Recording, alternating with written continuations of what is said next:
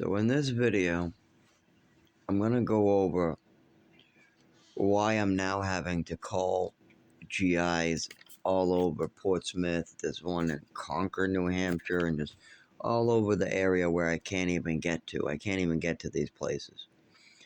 But I'm having to change my GI, and I'm going to go over why that's a good decision. Honestly, I want to stay with the GI because it's easier for me.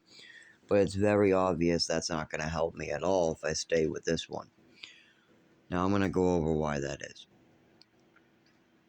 So there's been an ongoing problem when I go to the emergency room or doctors. I'll give you an example. I had a seizure in my bedroom. During the seizure, my head ended up getting hit across the table on the way down. I was already shaking and I fell, hit the head, went unconscious, body went through a full body seizure like what happened year prior. I've had an emergency room doctor tell me that these are seizures when I'm unconscious, flopping like a fish. I only know that's what I'm doing because that's the reports I'm hearing from the people around me when I wake up. And the reports that I hear around me from doctors and people who have actually spent the time watching this happen is that it's a seizure brought upon by a neurological condition. If you actually spend the time looking at it. I mean, this has been 25 years of this, so there's been many doctors who have commented on it. Now, the beginning symptoms are usually documented as neurological symptoms, coordination issues, lack of movement in the bodies, lack of feeling in the nervous system, lack of ability to walk, lack of ability to talk, lack of ability to move his body, lack of motor function. These are some of the words that the doctors use. Okay, so I had a fall and I hit my head. There's blood on the wall. There's blood on the carpet. There's two individuals that can't take care of themselves involved that totally handle the situation improperly. But like a day or two later, somebody finally gets me to the emergency room after bleeding, screaming, "Please get me an ambulance! Please get me an ambulance!" for a day or two. So I get to the hospital. Now this is where the doctors really fuck up. So my face was looking like Frankenstein. There's blood all over me. I can't walk. I can't talk. I can't move. I'm falling down, obviously. I'm just really fucked from the seizure. The emergency room doesn't know what's going on, so I try to describe it. Now, all I'm able to get out is seizure, fall, and then one of my roommates who went with me said something about when I was screaming about the sex stuff. Somebody tried to have sex with me. So I'm reporting that too with my other roommate, but none of that really matters because I'm there trying to report the fall and get help for the seizure. That other stuff can come after, but my other roommate, who's 50 years old with the mental capacity of a 7-year-old, is already bringing up the end part. I'm bringing up the fact that my face is bleeding, I'm covered in blood, I can't talk, I can't walk, I just had a seizure and I fall. But then they want to question me about what this sex stuff is. So I do my best to give them the honest truth. I say, yes, that did happen. At this point, they just release me on demand, right that moment, covered in blood. They do one head x-ray, what definitely shows I'm concussed, swollen. There's no way that they say my head is fine after that severe head, after my vision's going in swirls for 3 days and still continued for a week after. I'm not kidding. I didn't get my vision back for about 7 days. And the hospital, the emergency room, released me in emergency condition. I was literally in the waiting room, covered in blood, bleeding, begging nurses to call for a taxi or tell the doctor to send me back in. And the nurses said they were going to call the authorities. They're like, we got to report this. This kid's covered in blood, and we're telling him, do you want to go in the emergency room? And he's telling us he just got released from the emergency room. But these nurses want to send me right back in, but the doctor won't allow them to. Because it's obvious I'm bleeding all over the place. I can't see, I can't walk, I can't move. I'm hysterical. Obviously, I'm in need of emergency care. But they release me anyways. Now so you can tell that this is a common problem because there's another time this happened. I went for a GI, not hysterical, no seizure, not really bad, but still, I couldn't get off the ground in public. So an ambulance was called for me because I can't move. My GI got too bad, my kidneys got severe, and when I tried to stand up or crawl or move or get myself even 1 inch forward, it made me scream and fall back down. So I wasn't able to move, and you can't just stay stuck in one position all day. That's illegal. You just can't do that. You can't fall down someplace and get stuck there. Now, luckily, this wasn't any place where it mattered, but sometimes it does happen places where it matters. But an ambulance was called. I was brought to the emergency room. For one, they ran no testing, so I demanded a CT scan. Because, I mean, in a whole year, I've been brought to the emergency room like, 8 times without a CT scan or any testing? So I demand at least one CT scan. I say, I demand it. So the CT scan comes, and I go, okay, what did you guys find? Nothing? Then we got to do further testing. Because you guys have not done anything in all these emergency room visits. I've seen the doctor now for 5 minutes, and I've been in here seen for 1 hour, and you're already talking about releasing me. And this is after a year of very visible injuries.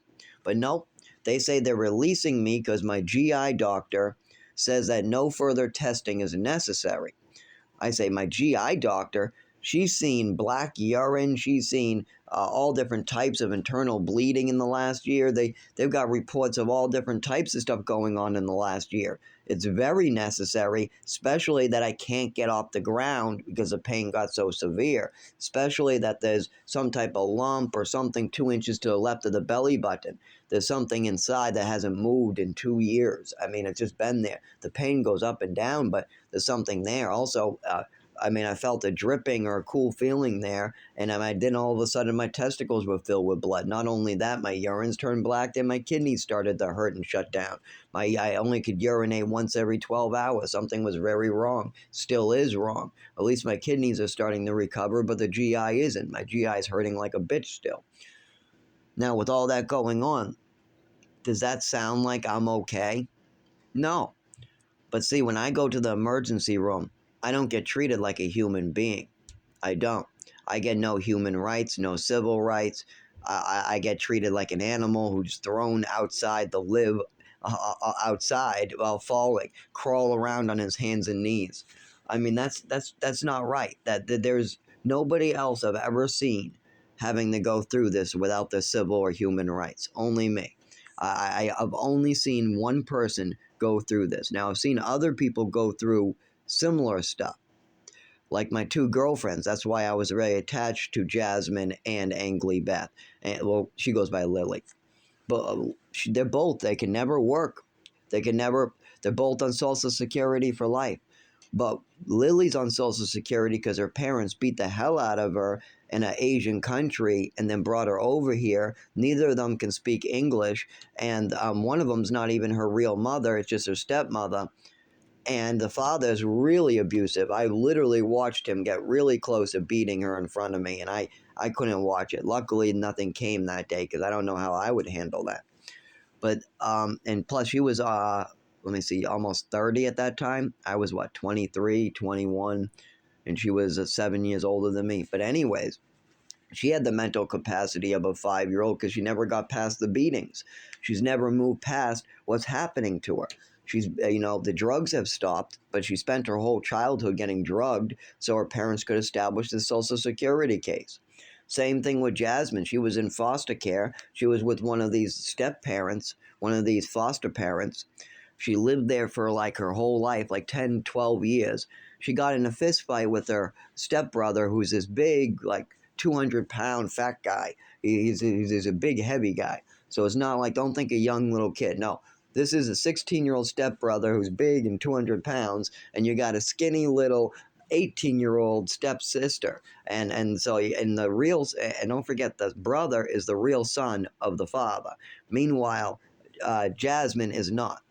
So Jasmine, after this fist fight, gets put into a mental institution for about 30 to 60 days, where she gets injected with drugs against her will, gets a prison braid in her hair, and gets about 5 medications established, and then she has to take them as she comes out. Now, when I go to date her and continue dating her after she comes out of this institution, she's lost all of her soul. Now, before she went into this hospital, she would not smoke weed. She wanted nothing to do with any of my pills. She wanted nothing to do with pills in general. She knew I was on multiple medications. She knew I was getting fucked up every night on these medications by taking them as prescribed. I was taking my doses that the doctors told me to take. That is 600 milligrams of Seroquel. That got bumped up to 800 at one point, and they went from 3 to 6 and jumped me to 6. But most of the time, for like about 4 years, I was on 600 milligrams of Seroquel, Thorazine, Trazodone. There was so much more too, but just those ones alone will fuck you up good. And I used to wake up with severe hangovers, heart palpitations, vomiting, all, and that's not even the tip of the iceberg what the medications will make. But anyways, they did this to her too. She came back, and then she didn't know how to handle it. She was all gone. She wasn't my girlfriend anymore, so we broke up. We actually didn't even break up. We came to an understanding that she was no longer the person that left. She's no longer the girlfriend I was dating. That's it. And we met later. I ended up seeing her. All these people were from the same orphanage as me, and they all seemed to end up in the same schools, the same places. Like this girl, Jasmine, ended up in Lowell in the shelter, running the streets as a hooker for crack in that town. But back when she was in the orphanage, back when she was in school, back when she was in the other school, it was different. But you run into these same people that come from the same orphanage, that come from Massachusetts, where we got taken from our mothers, put in an orphanage, and then put into the system. But the system is highly broken, so we're poisoning children over and over for nothing. Literally, why did she have to go through that? Why did she have to become a drug addict? Why did she have to have drugs that would get her high as a kite injected to her in a hospital? Because she got into a fist fight with her younger brother, who happens to be 200 pounds and 16 and could throw her across the room. Yeah, I think she got the bad side of that. I think because she was an orphan and the stepchild, she got beaten up by her brother and then drugged for it.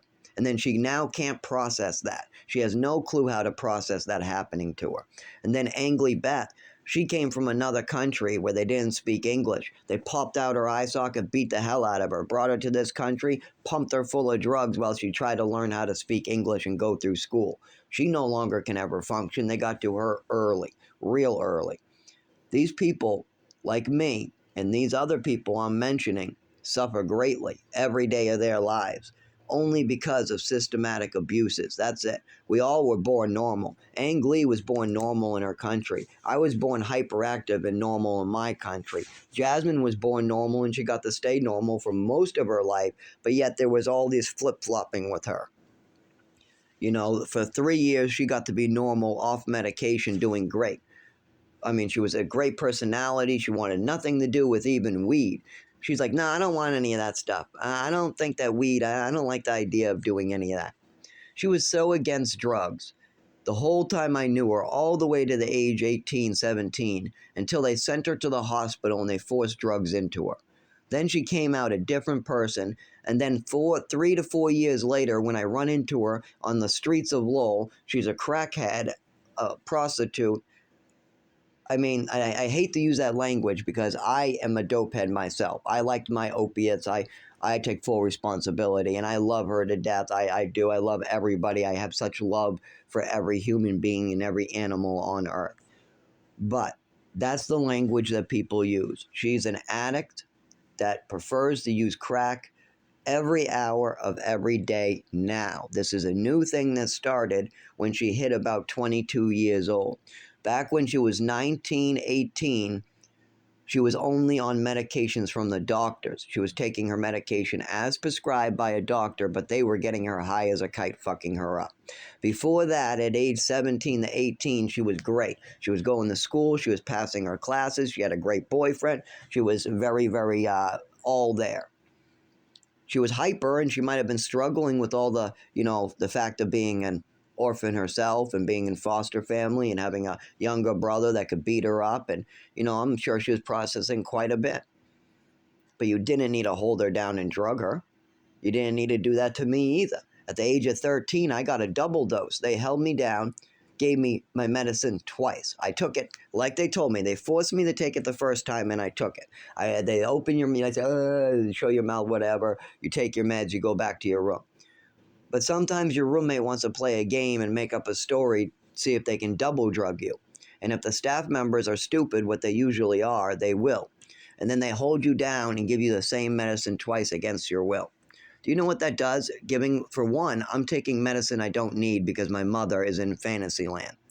So I'm already being harmed by this medicine. I mean, you've already forced me to take a regular dose of Thorazine, Seroquel, Ritalin, Xanax, Lamictal, or Risperidone that's making my nipples leak of milk, and all these other medications I could mention. You're already giving me those because my mother wants to speak into fantasy land. Because she's literally just making up stories. The stuff that she's telling the doctors is based off no real world facts. They're based off ideas that she has and narratives that she wants to push. They're not based off anything I have said or done that could be visually recorded with a camera. If there's something that could have been recorded with a camera, that would be different. But it's very easy to manipulate a child into saying whatever you want, or drugging him into being down, giving him downers to be down, giving him depressants to be depressed, and giving him uppers to be up. Even though I'm always up, so that wasn't necessary. But she tried it anyways. That's what's so fucked up about it. So, when you have this going on already with a lot of orphans where this medication is getting involved, they're very loose with you got this girl who's 17 years old named Jasmine who hates even weed. She wants nothing to do with any substance.